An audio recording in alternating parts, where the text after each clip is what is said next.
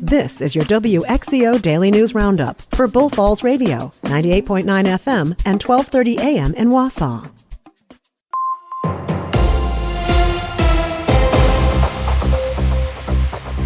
For WXCO News, I'm Isabella Nieto.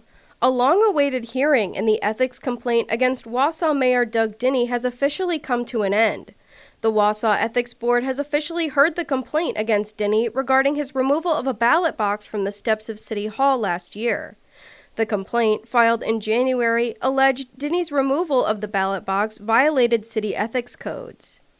In the nearly 7-hour hearing, the board and Dinny's lawyer, Andrew Erlandson, questioned witnesses, including Wausau Police Chief Matt Barnes, City Council President Lisa Rasmussen, City Clerk Caitlin Bernardi, and City Attorney Ann Jacobson. During his testimony, Dinny says he feels the public didn't know the box was there until it was missing. I went out to inspect it, and I realized, it's very light.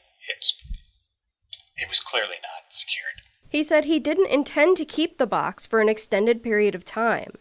It wasn't my intention to keep it in my office for a full year. It was to try to move the cheese, I think is the term that I use, in getting the proper lighting, the proper security, the proper markings. And at the time, I didn't know there were issues with the marking per se, but I was concerned about the other security issues.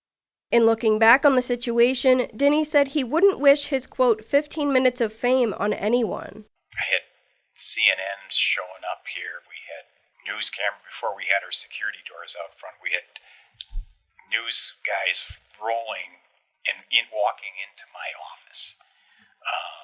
It was a miserable period of time. The board's hearing brings a months-long process to an end, which included several attempts by Dinny to have the matter dismissed and delayed. The board did not immediately announce their decision. Another Democrat is looking to win the 8th Congressional District seat next door. Lisa Hale reports.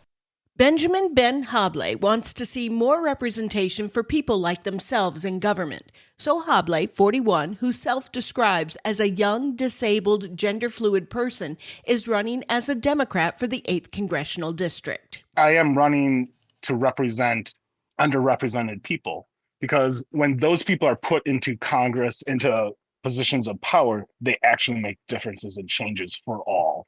They don't think about just their group. They think about all groups. Hable, a former engineer who lives in Burnhamwood, a small village in Shawano and Marathon counties, believes they are qualified to represent the 8th Congressional District. There's only 2 qualifications. You have to be 25 and you have to be a U.S. citizen. You're also not supposed to be a felon, but, apparently that can slide for some people. In addition to diversity, Hable also thinks universal health care is needed in the U.S. But he said the most pressing issue in the 8th Congressional District is the apathy of young voters. I think the 8th needs what all districts need, and that's a lot more youth involvement. You hear it from every generation. There needs to be more youth involvement. It sucks when millennials and Gen Z say that and then they don't get involved, but there's a lot of times that we feel pushed out and not wanted. Hable faces opposition in the Democratic primary from Appleton businessman Mark Scheffler and Rick Crossan, a former Green Bay Area Public School District board member, who announced their campaigns in August. The winner of the Democratic primary on August 11th, 2026, will face 8th CD incumbent Tony Weed. The Greater Wausau Chamber of Commerce granted their Athena Award to the president of a Rothschild company. Laura Streck was named the recipient of the award at the first Excellence in Business Leadership Awards night last Thursday. The award recognizes recipients for their professional excellence, community service, and for actively assisting women in attaining professional excellence and leadership skills. In a statement, Streck says the award is a reflection of the people around her. This is the 40th year of the Athena Leadership Award. The village of Cronenwetter is seeking a new president. The position was left vacant after the sudden departure of David Baker. Baker's resignation comes just months after his election in April. His term runs through 2027. In an email obtained by WSAW, Baker resigned effective Thursday and couldn't discuss it that day. He also asked the village clerk to add an item to today's village board agenda regarding finding his replacement. The village board will now appoint a new president through an application process, and those interested in filling the open seat can submit an application until 10 a.m. on Friday, November 7th. The city of Weston is seeking public input on their bicycle and pedestrian master plan.